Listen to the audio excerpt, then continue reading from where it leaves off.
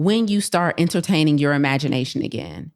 And when you allow your desires and your wants and your visions, when you allow yourself to start thinking about them again, and when you allow yourself to stop deciding what is or isn't possible, when you stop trying to be God, you know what I'm saying? Like if you just stop trying to be God and just be you, like just be Regina, like just be Lisa, like just be Anthony, you know what I'm saying? Just be Karen. And when we stop trying to be God, meaning we keep trying to decide what is and isn't possible, we keep on trying to decide how much is and isn't available. We keep on trying to decide when, where, and how, like we just trying to control the whole situation. Like when we just revert back to being who we are and let God be God, your life just becomes so much more dynamic.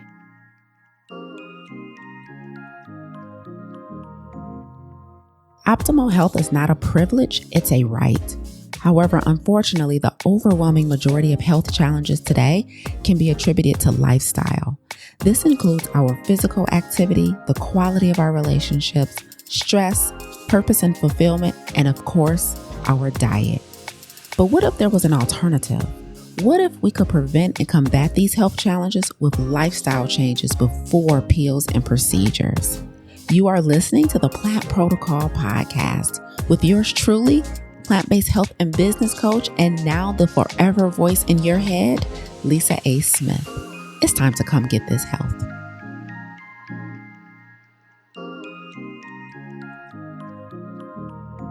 I woke up with a little bop on me. It was like, the best part of waking up is obedience in my cup. Come on.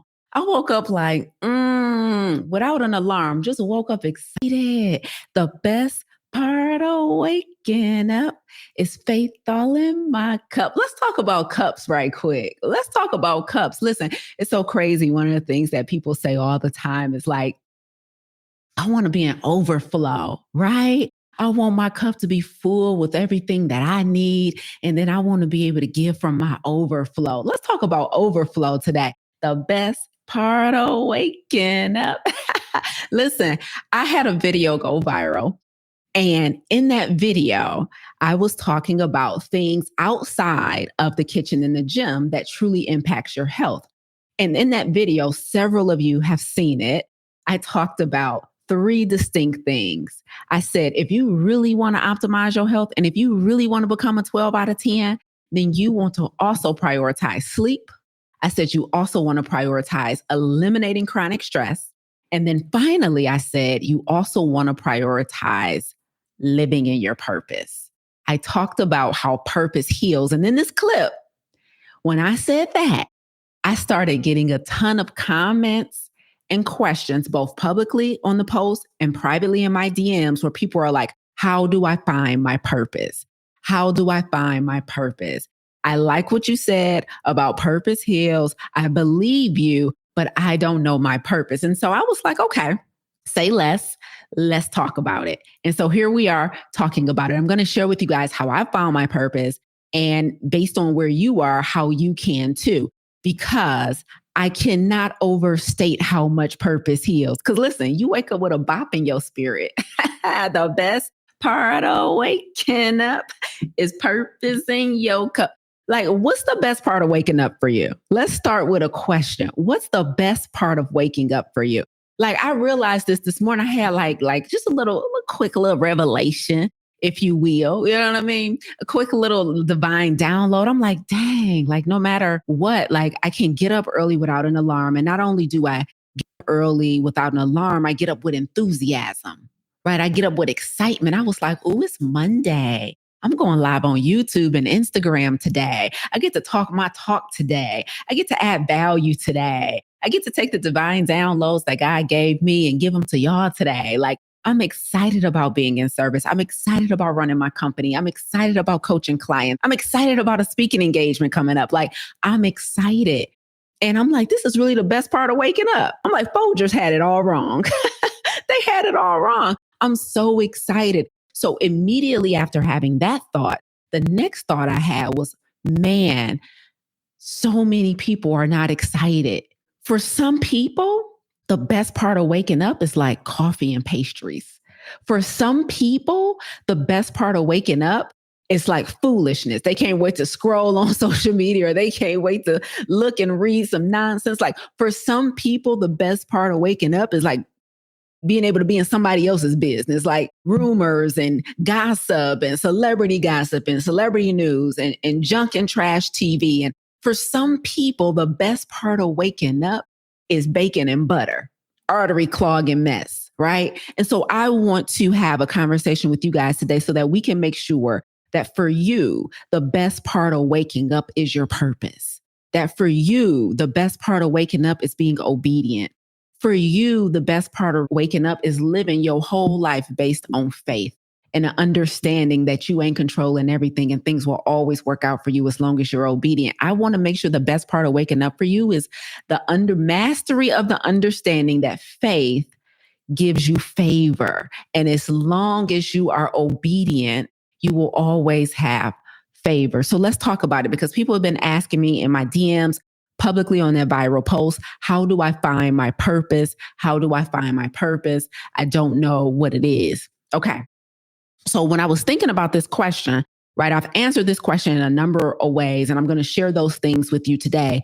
But in answering this question, I realized something. I realized that there were two groups of people. There's two camps of people who ask me this question. Now, a lot of times people don't know which camp they're in. Everybody thinks they're in the first camp, honestly. So when people say, Lisa, how do I find my purpose? There's two camps, but everybody thinks they're in camp number one. Okay. Everybody thinks they're in camp number one. And so when I was thinking about this, I was like, let me break it down and let me make sure I tell them there are two lanes you can be in when it comes to your purpose. And then I'll tell you how to navigate each lane, tell you how to navigate each camp. Okay. It's very simple. When it comes to how do I find my purpose, there's two camps of people. There is the I haven't found it yet people. I haven't found it yet. And that's the camp that everybody thinks they're in. So the first camp is I haven't found it yet. I haven't found my purpose. The second camp is I don't know where I left it. Okay. I haven't found it. I don't know where I left it. Now, everybody thinks when they ask me, how do I find my purpose? I'm not sure what my purpose is. I don't know what I'm supposed to be doing. They're all assuming that they're in the I haven't found it yet camp. However, I have the pleasure of running a coaching company full time, right? And we have several programs at my coaching company. And all of our programs will require an application because I like to get to know people before we let them into the ecosystem.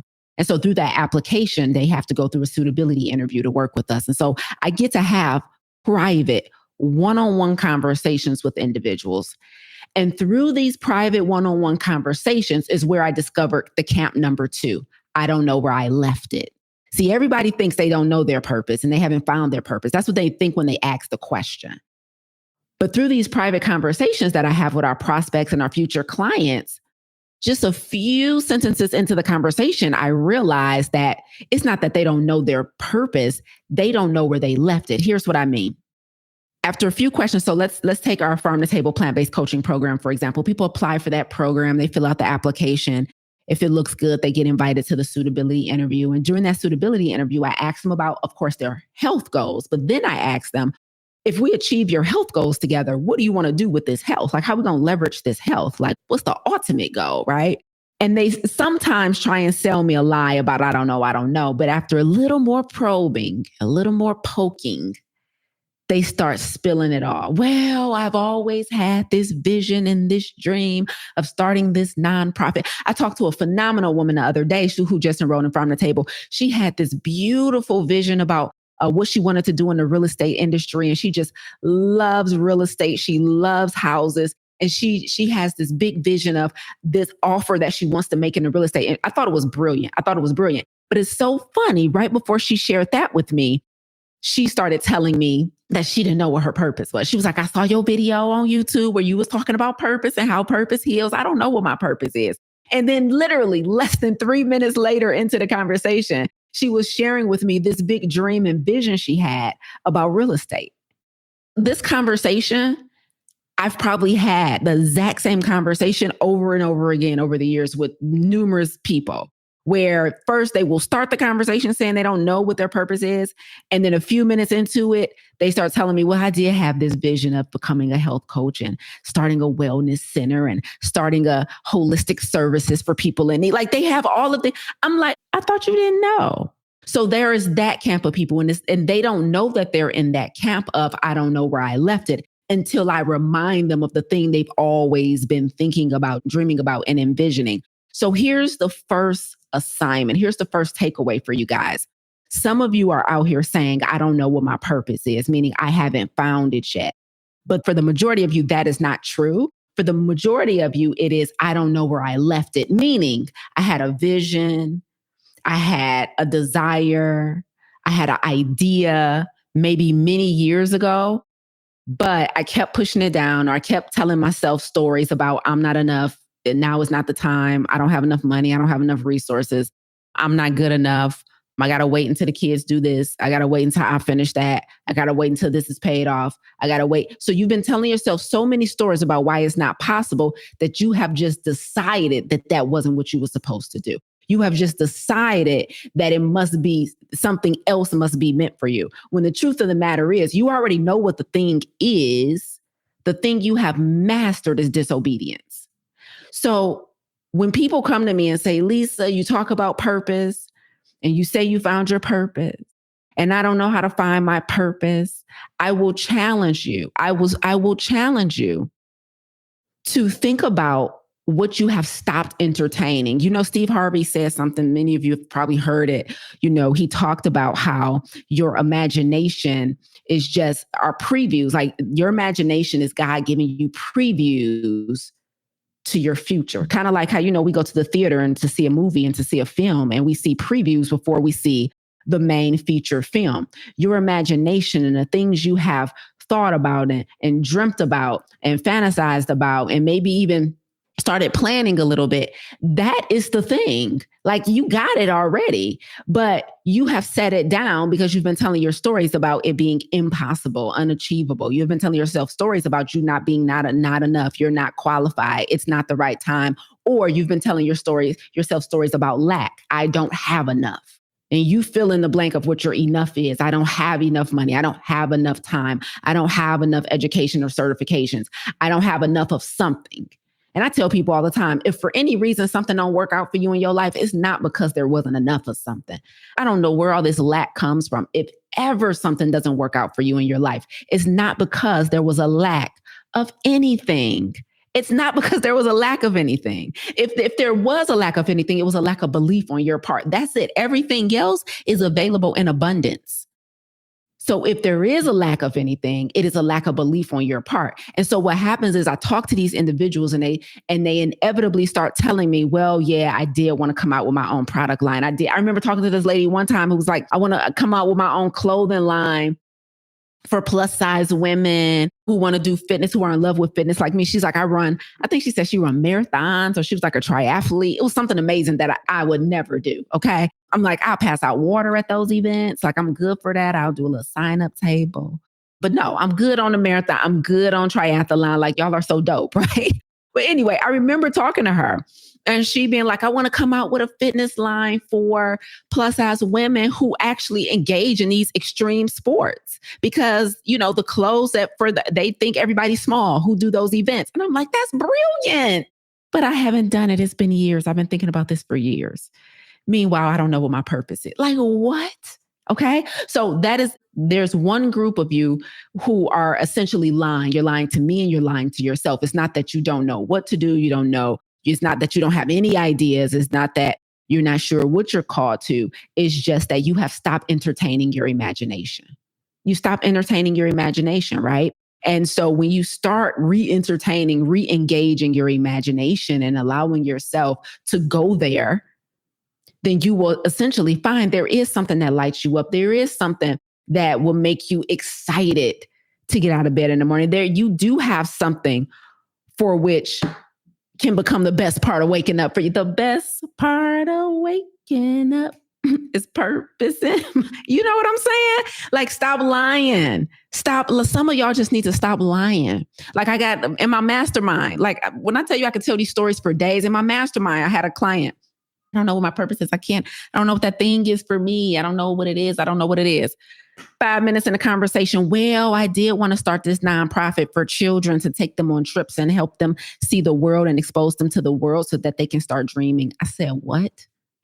How long you had that inside? About 20 years. Meanwhile, she's in my mastermind, got me about to go into a whole coaching session about how to find your purpose when really you just don't know where you left it. Okay, so there's two camps of you guys.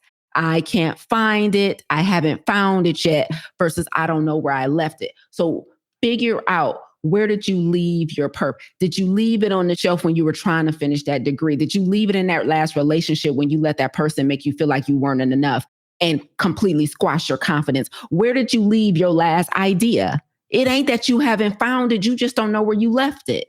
Where did you leave your last idea? Did you leave it on that job with that boss who used to always embarrass you or intimidate you or make you feel like you wasn't smart and micromanaged you, and then they made you lose your confidence in your ability to do anything, execute anything, start anything, grow anything? Like, where did you leave it? It ain't that you never found it. Like, stop the lies. Stop it. You got a night. Where did you leave it? Did you leave it in your childhood when your parents forced you to go to school for something totally different because they told you the thing you was dreaming about, you would never be able to make it in that? Where did you leave it? It's not that you haven't found it. You see what I'm saying? So let's revisit some things. Let's start re-entertaining our imagination. And before I get to the other camp, those of you who truly haven't found it, let me say this. It's important when you commit to entertaining your imagination again, when you decide to start entertaining your imagination again, that is going to take some work because many of you have started making your desires conditional. So that means, like, I know what I want, but I won't allow myself to go there. I won't allow myself to dream. I won't allow myself to think about it. I won't even allow myself to get happy at the prospect of it because it seems so impossible to me. Like, a lot of my students have done this. I won't allow myself to dream, to fantasize, to think about, or even to say out loud. God forbid you ask somebody to say something out loud. They like, that's committing a cardinal sin. I can't say my dreams and desires out loud. That's too much. Like, I'm like, okay, right. But when you start saying it out loud, when you start writing it down, when you start allowing your brain to go there and really start entertaining your imagination again, let me warn you how this can be hard. You would think imagination will be easy, but I have found, especially for Black women, that imagination is a heavy lift. Like, allowing yourself to imagine a life you got when you got these couple kids, a partner, a whole career, bills and responsibilities to think about. Like, how's that possible, Lisa? And I got all this other stuff going on. I'm not here to talk about how it's possible. I'm just here to start re-entertaining your imagination, because where your focus goes, your energy flows. And so if we start refocusing on the thing that at one point has sparked joy in us, you will be surprised with all of us, oceans and seas start parting ways. All of a sudden, crazy miracles start happening when you allow yourself to entertain the thing that you've since put down and put away, because you've decided that it's not possible, because you decided that there's no way, because you decided that there's not enough of something. I'm like, where your focus goes, your energy flows. And so let's just focus back on that real estate dream. Let's just focus back on that fitness apparel dream. Let's just focus back on that book. Let's focus back on that nonprofit for those kids. Like, let's focus back on the thing that you once was excited about. Okay. So some of y'all just need to stop lying. That's all it is. You know, it's knocking. You just won't answer the door. Like, nope, that can't be it. It must be something else. Let me go ask Lisa. Let me go ask 10 other people. The thing that I've been thinking about for years, that can't be it. So I need you guys to understand that for many of you, it's not a matter of how do I find my purpose? It's a matter of where did I leave it? Where do I leave it? You had ideas and dreams once upon a time, and you let something or someone convince you that it wasn't going to work, that you weren't good enough, that there wasn't enough of something, and you decided to live a safe life. You live a safe life. You know, before I get into this final camp and help you guys who actually do need to find your purpose, you know, I was thinking about recently, my life is about to get even more busy than it is right now. We have an opportunity as a company that I'm really, really excited about.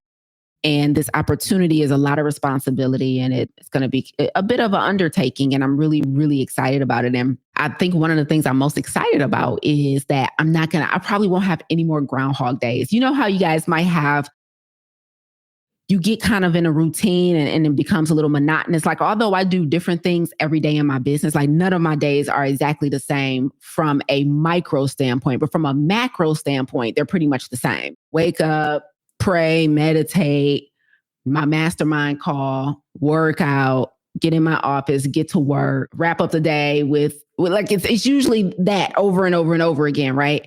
But with this new opportunity that I have, like, I'm not going to have days like that anymore. It's about to be so different. Like, I got this opportunity.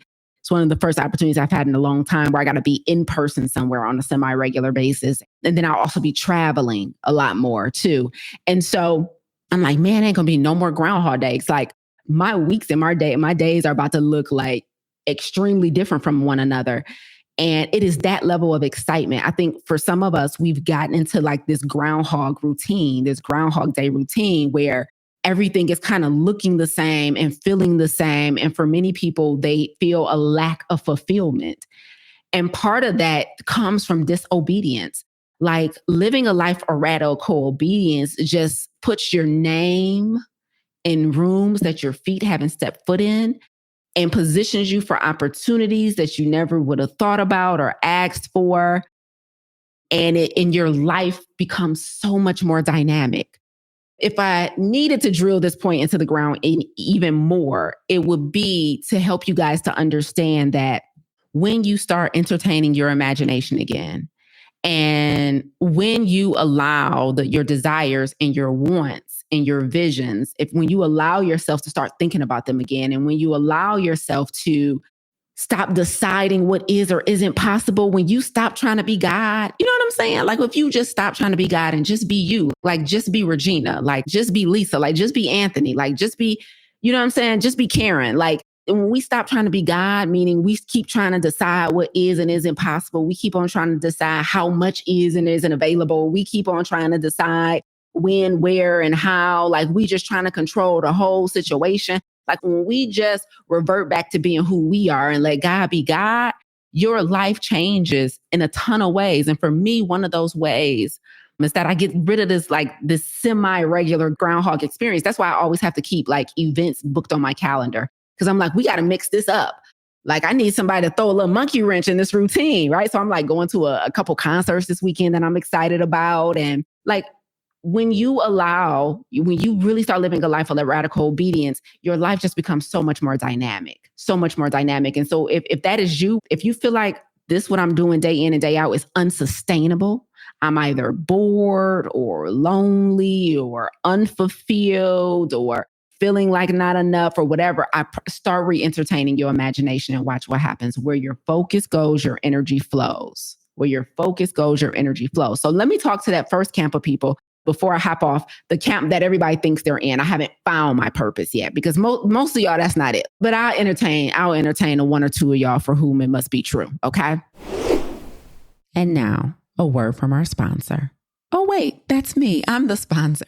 This episode is being brought to you by the Plant Protocol's 30-day salt, oil, and sugar-free vegan challenge. Weight loss, stabilized blood pressure, blood sugar, and cholesterol, mental clarity, increased exercise, healthy relationship with food, sugar and fast food addictions eradicated. Those are just some of the results our challengers got during our last challenge, and it's going to be even better next time. If you want to experience the power of plants, if you want to learn more about what is plant-based lifestyle, and you need to do that in community with experienced coaches, with live interactive classes, say less. This challenge is for you. It only takes a minute to click the link in the show notes to get registered. Go tell 3 of your friends to tell 3 of their friends that it's time to come get this health. Get this transformation. Get registered. We're kicking off Prep Month on December 1st. The challenge officially begins January 1st. And from now until then, we'll be dripping masterclasses and content and recipes to you to get your mind and your body ready for a phenomenal transformation. It's time to come get this health. Now back to the show. How did I find my purpose? Okay. Very simply, I remember the very first time I was radically obedient. The very first time I can recall being radically obedient, it was in 2012. I was working as a social worker for the state of Michigan. I was a foster care worker. So I was responsible when Child Protective Services, took the kids out of the home because of whatever conditions. I was responsible for coming in as a foster care worker and working with the family to hopefully reunite the kids with their biological parents, right? That's what I was responsible for, right? And I didn't like it. Okay. I didn't like it. It's good, wholesome, honorable work that was not meant for me. Let me say that again for some of y'all who are doing wholesome work.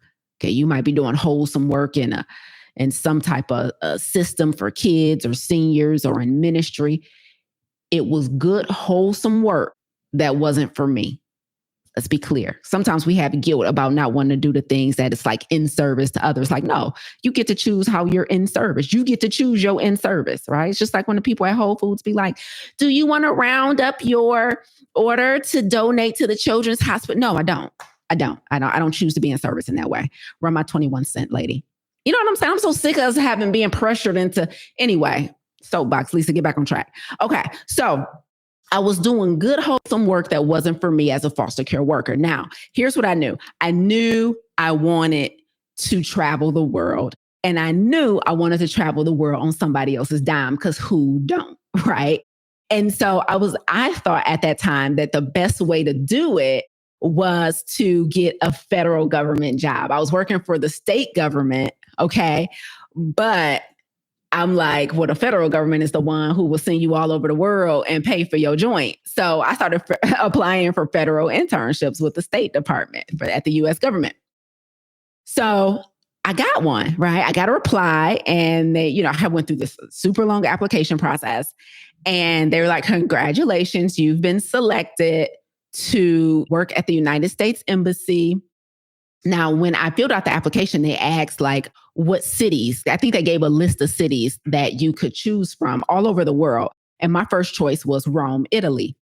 And I got my first choice. They're like, you've been selected to work at the United States Embassy in Rome, right? And I was like, what? So here's what happened though. I then had to go to my boss at my state job. And I'm like, hey, I got selected to do this internship. I need some time off. It was a 10 to 3-month internship. So I was going to be moving to Italy for 3 months. However, there was no guarantee of a long-term position at the end of it. So I wanted to make sure I had my job when I came back to Michigan, right? But for sure, Michigan was like, no, we're not going to give you time off and guarantee your job. And so now I had a decision to make. I was in a bit of a pickle. I'm like, okay, I can go work this internship with no pay, by the way. It was an unpaid internship. It just happened to be in one of the most beautiful cities in the world. But it was an unpaid internship. And at the end of that internship, I had no idea if I took it, how I was going to make money. I've been working for the state of Michigan for years, had a decent salary, benefits, all the stuff y'all like to say is worth keeping a job that you hate. Shots fired. Okay. And so I'm like, dang, do I stay? Do I stay at this job and just turn down the internship and turn down seeing the world because I'm worried about money? Or do I take a chance on myself? You guys already know what happened, right? So I, of course, told the job, okay, if you're not going to hold the job for me, neither will I. I quit. And I, of course, moved to Rome, Italy. And that is the first time I can recall being radically obedient, meaning, let me tell you how I define radical obedience. So I talk about radical obedience all the time. I personally live a life of radical obedience, and it's what I help my students do as well. In my mastermind, in our Farm to Table plant-based coaching program, help them live a life of radical obedience. And so we define radical obedience as complete surrender, radical, complete obedience, surrender, as the complete surrender to one's calling, despite the presence of fear and uncertainty. The complete surrender despite the presence of fear and uncertainty. In this case, for me, it wasn't fear, but it was absolutely uncertainty. I had no idea how I was going to pay for stuff. Listen, they were like, you got the internship. Everything else is on you. You need to find a place to live in Italy, even though you don't speak Italian. You need to figure out how you're going to eat for these 3 months. You need to figure out everything on your own. You will not be getting a salary, but you will get this experience. You will be working at the United States Embassy and the federal government abroad. You will be rubbing shoulders with diplomats. You absolutely will be, but you got to fund the whole experience yourself. The flight over there, the flight back, your apartment, every transportation to and from the everything, right? Everything. And so I had to figure all that out. And I did. Because what y'all not going to tell me is that I can't go live my dream for some funky job where there's more than one where that came from. Like what? Like I'm employable. You feel me? So I left. And that's the very first time I remember being radically obedient. And it worked out in that one thing led to another. I got over there. I got super excited. I had just happened to be on my health journey at the time, losing weight in the midst of losing weight. And so I was still working out when I was in Italy. And by the end of that internship, I knew that I wanted to go into the health and wellness space. But I also knew that I wasn't ready to come back to the United States. And so I was like, when I get back home, I got to figure out how to get the heck back out of America again, right? Yeah, everybody know America, look ghetto. And sure enough, I'm like, okay, I hear that you can make money by teaching English. I went and got certified to teach English as a second language right quick at a local university. Got my butt back out of here and moved to China. Like, I'm like, all right, what's up? You know what I mean? And so, and then it led to me becoming a personal trainer, and it led to me starting my first health and wellness company in 2015, my second in 2017. Like, let me tell y'all something. So for me, my point here is, before I get off on a random soapbox tangent, my point here is me finding my purpose really started with me taking chances and surrendering to experiences. When people ask me, how do I find my purpose? And if I believe that you really don't know what it is, like you have no idea that you've sat down somewhere, you haven't stopped entertaining your own imagination. You're just really like, I have no idea. My advice to them always is experiences and exposure will always position you for the next thing. And that will eventually lead, like, it is doing more things is the answer. And so it's not about how do I find my purpose. It's really about how do I position myself for my purpose to find me. So it's not something you have to go out here and look for or spend, like, quote unquote, finding your purpose is so fun because it's just about having a crap ton of experiences to see what you like, what you don't like, and to discover who you truly are, right? It wasn't until I started my first company in 2015, it was Fit Camp 360 at that time, that I discovered my gift of speaking. What? I had no idea before then, but we did our first live event for our clients in 2016. And my best friend told me, she was like, she saw me come off a stage and she was like, that's your gift. And I was like, what? She's like, no, that's your gift. And ever since then, I've been honing my gift. I've been on here talking to you guys. I started my own live monthly speaking engagement in 2017 and did that for 5 years. Like, soon as somebody told me, like, that's what you're good at, I went and just started putting gasoline on it. Like, oh, I'm about to do it relentlessly for as long as I can to refine it and become the best at it. And look at me now. Hey, look at me now. You feel me? So it is doing more things. So here's, how do I find my purpose? You do the exact thing that's scaring the heck out of you. How do I find my purpose? You say yes when somebody invites you to that event that doesn't sound like anything you would be into. How do I find my purpose? You apply for that internship and say yes when they say you got it, but they ain't gonna pay for nothing and you got to figure it out. How do I find my purpose? You surrender to the things that you've been shying away from. How do I find my purpose? You stop trying to live a safe life. You stop wearing all black. You know what I mean? You let things get a little colorful. And that's how your purpose finds you. It is just a matter. You find your purpose, or your purpose finds you through a plethora of lived experiences. That's it. It's just a plethora of lived experiences. And on the outside looking in, it will look like this melting pot of nonsense. Let me warn you, it is not going to be succinct, and it's not going to be very clear that one thing connects to the other. Like, what sense did it make for me to go from social work, interning at the U.S. Embassy, to become a teacher teaching English as a second language, to then becoming a fitness trainer, to then finally getting into plant-based nutrition? It will look like nothing is connected. You will feel like you're all over the place. It will feel disjointed as heck, but that is how your purpose finds you. Say yes to the like, you never know what's going to hit. Like, go to the summit, go to the conference. You got somebody that you like and you watch them speak all the time. I was on a suitability interview on Saturday for somebody who applied for our business accelerator, right? And I've never had anybody ask me this at the end of the interview. And it wasn't a super dynamic question, but it was interesting. She's like, do you have any live events coming up? And I was like, what you mean? Right. She's like, you got anything that you're doing? Like, I was like, well, we're going to do this thing in 2025, but nothing like immediately in the remainder of 2024. I was like, we got some live virtual events. I'm like, we about to kick off a series of master classes that I'll be teaching monthly and blah, blah, blah. And she was like, nothing in person. And I'm like, no, nothing in person. And she's like, dang, I want to come see you live. And I was like, dang, I've never had anybody say that before. Like, that's literally how your purpose finds you. You start increasing your proximity to the people you're attracted to. That's what I did with my coach. Like when I first started seeing ET, I'm like, where he going to be? He about to be in Chicago. I'm going to Chicago. He about to be in Atlanta. I'm going to Atlanta. He about to do this live online summit. I'm on an online summit. Oh, he about to do this retreat in Mexico. I'm there. And it was at that retreat in Mexico that I signed up for his mastermind. And now ET's my coach and friend. Like, can call him right now. What up, E? Right? I just increased my proximity to the people I was attracted to. And that's how I started discovering more and more about myself. That's how I started discovering more and more about what I like, what I don't like. That's how I started discovering more and more about what I'm good at naturally versus what I got to work on a little more. Like what y'all seeing right now is Angelica. This is my alter ego. Like I'm not an extrovert naturally, but I've been able to refine Angelica so much that it appears that I'm natural at this. This is just refinement, right? But that comes from me putting myself in rooms that maybe were a little scary, or me doing things that seem like I would like, okay, let's go mountain climbing. Let's go, like, I do events. I have experiences. I book tickets to stuff. Like, you just never know what's going to hit you. We went to a museum recently that we have a Motown museum here in Detroit, and born and raised in Detroit, just went to the Motown Museum for the first time in 2024. Don't judge me. Okay. So during the museum tour, they had a video that you watch at the beginning of the tour that kind of gives you the history on like Berry Gordy and like kind of how he really got started with Motown Records, right?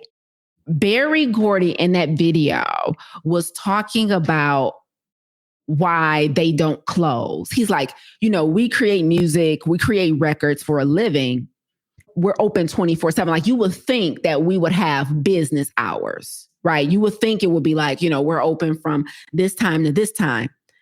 But he's like, we're not really a record company. He said, we're a creative company and you can't turn off creativity. And I was like, what, Barry? What'd he say?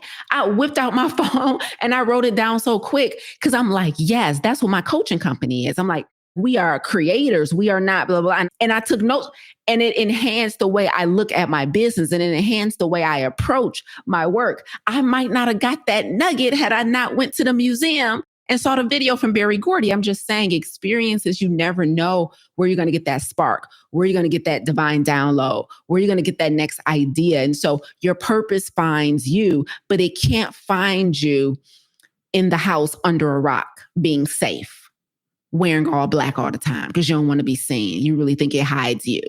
It finds you when you're literally in the world doing things, meeting new people, shaking hands, kissing babies, and everything doesn't have to cost money.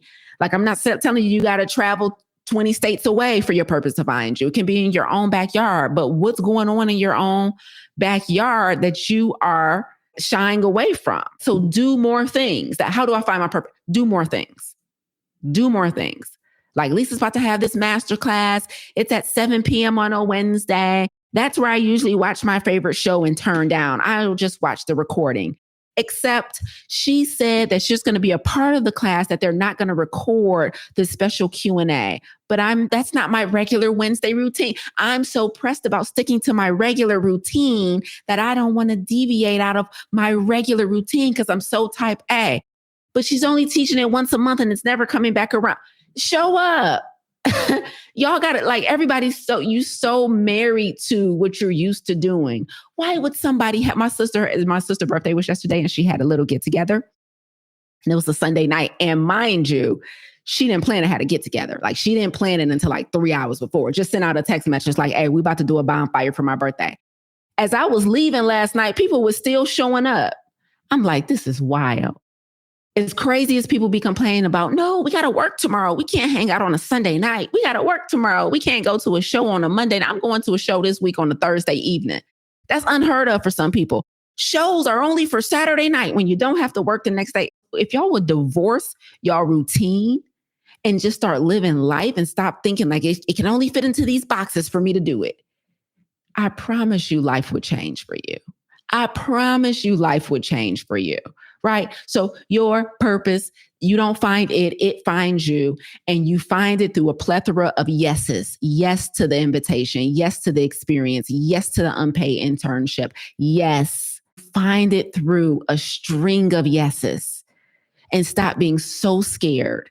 Like stop letting fear run your life. So I'm going to end with this. My coach, E.T., he said something in one of our mastermind calls in the last couple of months that has really stuck with me. And I've been repeating to a lot of our clients, right? You know how people make decisions based on what they can see, right? They're like, okay, I've been following Lisa for a long time. I love her energy. I love her attitude problem. But she do seem smart and like she know what she's talking about. I kind of want to work with her, but I done register, apply for her program, and she said it's gonna be this much money. And I don't see how I'm gonna make that work. You know how we make decisions based off what we can see. Y'all know that? We look at the numbers, like we look at our schedule, like, dang, she said they meet every Wednesday at 12, and I'm usually at work during that time. I don't see how it can happen. I don't see where I have the time. I don't see where I have the resources. The grave mistake that a lot of people make is they make the overwhelming majority of their decisions based off what they can see in front of them. E.T. said a couple months ago, don't let your reality become your reality. I was like, that's it, coach. Don't let your reality become your reality. So many of you are making so many decisions with your eyes open that you don't know how to navigate with your eyes closed. What happens when your eyes close? That's the imagination you should be entertaining. That's the visioning you should be doing, right? That's the visualization exercises that helps you just begin to think differently. You meditate with your eyes closed. You envision with your eyes closed. You imagine with your eyes closed. Start saying yes. Start saying yes with your eyes closed, because too many of you are allowing your reality to become your reality. Start saying yes with your eyes closed, and things will change for you.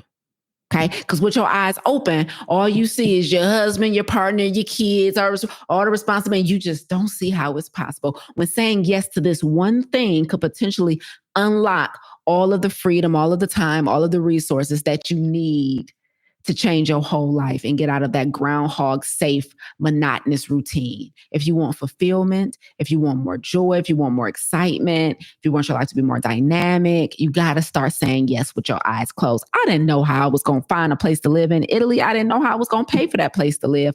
I also didn't know what I was going to do when that internship was over. But I said yes with my eyes closed. And then I cashed out my 401k. I'm like, shoot, I'm losing weight right now. I'm going to live a long time.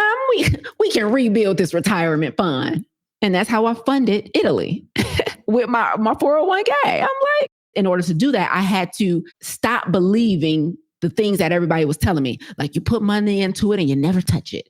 The scare stories, like, don't touch it, let it just build year over year. I'm like, but what if I can go crazy and make a ton of money and just quadruple it by taking this one chance on myself? Right. And so I just had to make a decision with my eyes closed, and it has paid off tremendously. And so I have no doubt that it will for you. Where your focus goes, your energy flows. Start re-entertaining your imagination and start saying yes with your eyes closed. I hope this was helpful today, guys. And I hope that answered the question, how do I find my purpose? Just like put me on your calendar, like an appointment. Got to go get my edges snatched every Monday at 10 EST. Just put it in there. That's my call to action for y'all today. Put me in your calendar. Edges snatched every Monday, 10 a.m. EST. That's it. That's all I got. I'm about to go do the rest of my work for the day. Love y'all. Bye.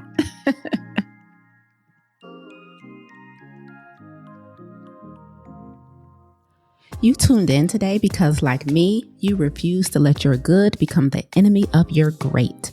You're not settling for good health when optimal is well within reach.